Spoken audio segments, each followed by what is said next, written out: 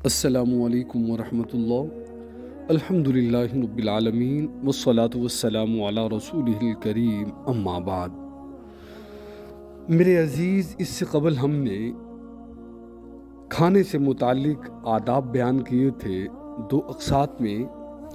ابھی ہم بات کریں گے اجتماعی طور پر کھانے کے آداب پر، کہ اجتماعی طور پر جب ہم اکٹھے مل کر کھانا کھاتے ہیں تو ہمیں کن باتوں کو دھیان میں رکھنا ہوتا ہے۔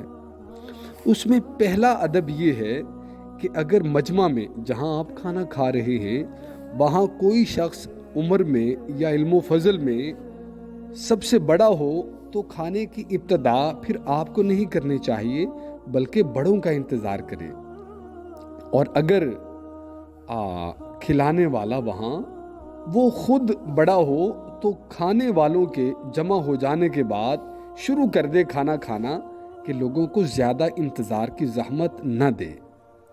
دوسرا ادب یہ ہے کہ کھانے کے وقت خاموش نہ رہیں۔ اجمیوں کا طریقہ یہ تھا کہ وہ دسترخوان پر بیٹھنے کے بعد ایک دوسرے سے گفتگو نہیں کرتے تھے۔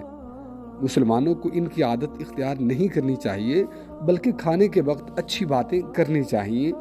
سلف صالحین کے وہ قصے اور اقوال بیان کر لیں جو کھانے وغیرہ سے متعلق ہیں۔ تیسرا ادب یہ ہے کہ اپنے اس رفیق کے ساتھ نرمی کا معاملہ کرے جو کھانے میں آپ کا شریک ہے، یعنی یہ نہیں آپ نے سوچنا کہ میں اس سے زیادہ کھاؤں گا، اور جو آپ کے ساتھ کھانے میں شریک ہے اگر اس کی مرضی یہ ہو کہ آپ کم کھاؤ تو آپ کو کم کھا لینا چاہیے۔ بہتر یہ ہے کہ جو آپ کے ساتھ مل کے کھا رہا ہے آپ اس کے لیے ایثار کریں، نہ کہ اس کا حق بھی کھا جائیں۔ ایک مرتبہ میں 2 کھجوریں 2 چیزیں نہ اٹھائیں۔ جتنی مقدار میں دوسرے لوگ کھا رہے ہیں آپ بھی اتنی ہی مقدار میں کھائیں، اور اگر دوسرے لوگ 2 کھجوریں کھا رہے ہیں یا انگور کے گچھے اٹھا کے سیدھے وہ کھا رہے ہیں تو آپ بھی اسی طرح کھا سکتے ہیں۔ لیکن اگر دوسرے لوگ تھوڑی تھوڑی چیز لے رہے ہیں تو اجازت کے بغیر آپ کے لیے اس طرح زیادہ کھانا ہرگز بھی صحیح نہیں ہوگا۔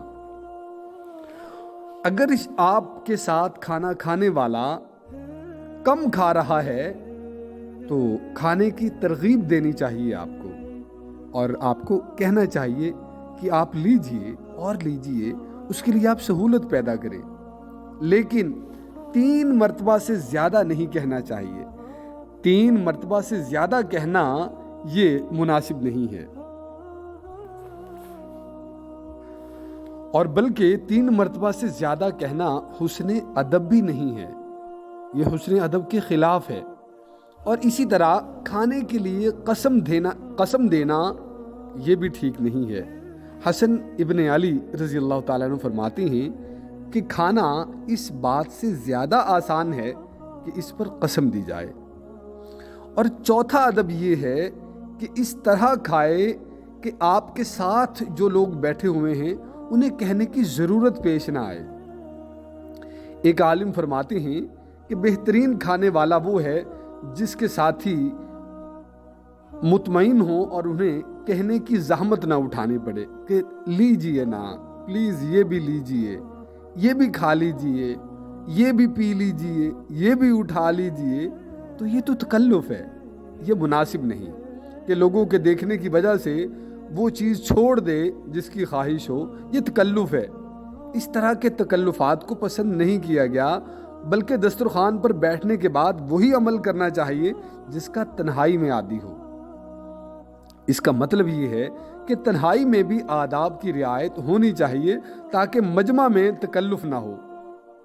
تاہم اگر کوئی اس وجہ سے تھوڑا کھائے کہ دوسرا بندہ زیادہ کھا لے، یا صاحب خانہ اس کا کھانا کم نہ ہو جائے، اس وجہ سے اگر کوئی تھوڑا کھائے تو یہ تو اچھے عمل ہیں، یہ تو ٹھیک ہے۔ جعفر ابن محمد رحمہ اللہ یہ بھی فرمایا کرتے تھے کہ دوستوں کی محبت کی پہچان یہ ہے کہ وہ اس کے گھر آ کر اچھی طرح کھائیں، ایسا نہ ہو کہ میزبان سوچے کہ مہمان صاحب کے نخرے ہی نہیں جا رہے۔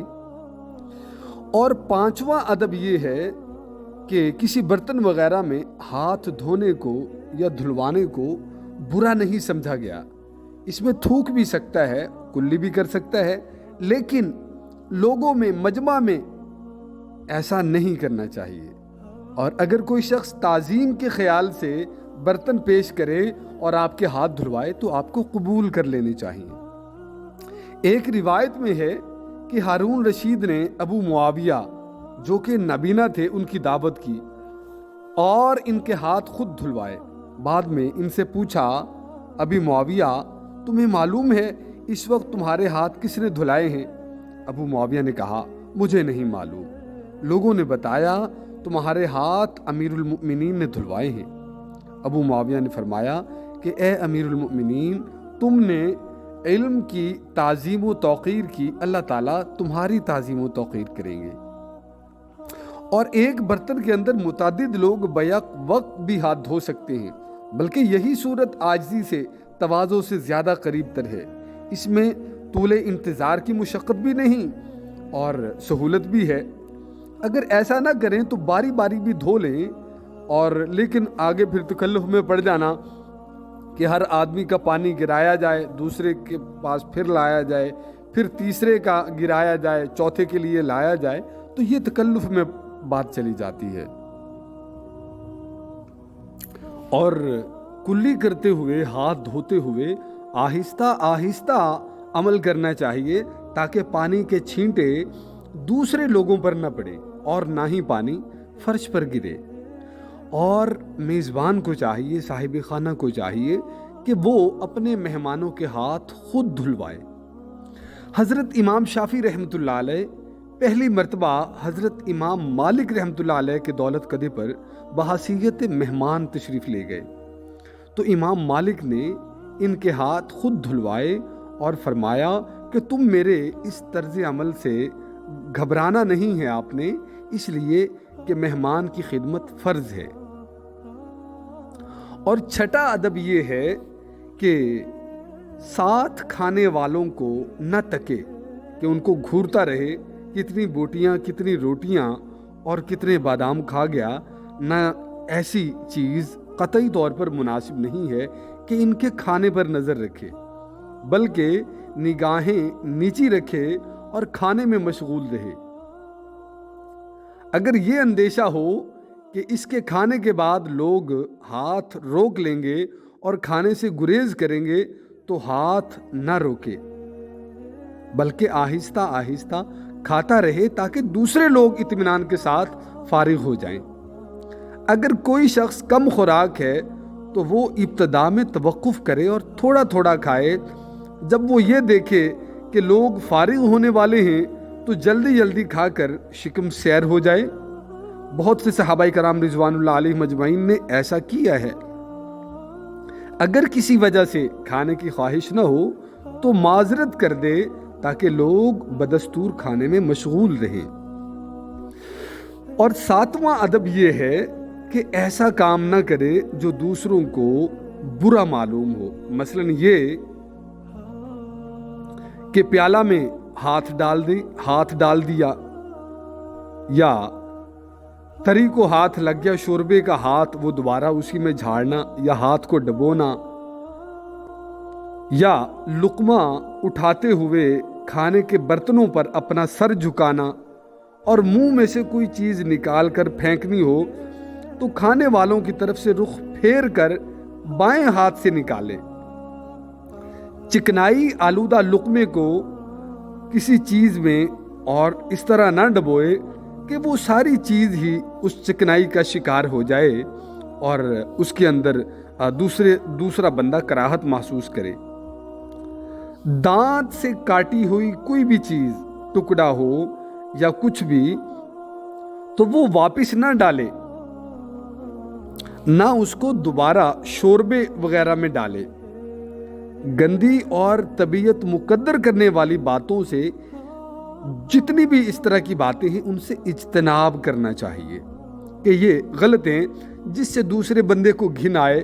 کھانے کے دوران منہ سے آواز کا آنا یا پھر منہ سے چھینٹیں باہر نکلنا، تو کسی طرح کا بھی کوئی ایسا عمل جسے دوسرا کراہت محسوس کرے تو اس عمل سے بچنا چاہیے تاکہ دوسرا بندہ تکلیف سے دوچار نہ ہو۔ آئندہ انشاءاللہ ہم مہمانوں کے سامنے کھانا پیش کرنے اور مہمانوں سے متعلق کچھ آداب پر بات کریں گے۔ اللہ رب العزت ہمیں صحیح طور پر، شرعی طور پر کھانے اور کھانے کے آداب کا اہتمام کرنے کی توفیق عطا فرمائے۔ آمین یا رب العالمین۔ السلام علیکم ورحمۃ اللہ۔